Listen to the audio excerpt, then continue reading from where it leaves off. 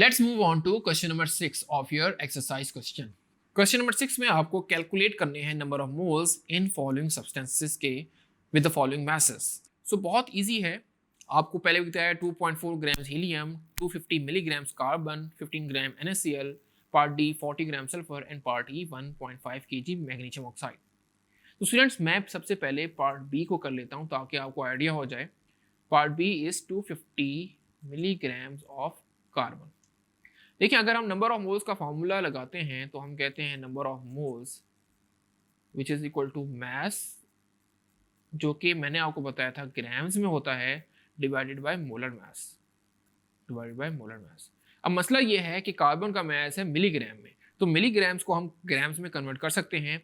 हमारे पास कन्वर्जन होती है 1 gram is equal to 1000 milligram. ये कन्वर्जन आपने ध्यान में रखनी है।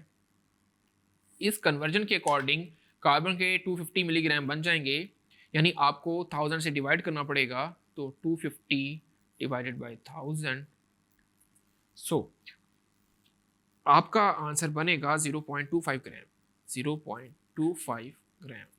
अब आप मोल्स इजीली बना सकते हैं। सो आप लिखिए नंबर ऑफ मोल्स मैस आपको कितना है अब 0.25, और इसको मोलर मैस यानी कार्बन के मोलर मैस से डिवाइड कर दें विच इज़ 12। सो इसका आंसर बनेगा 0.021 moles which is your required answer.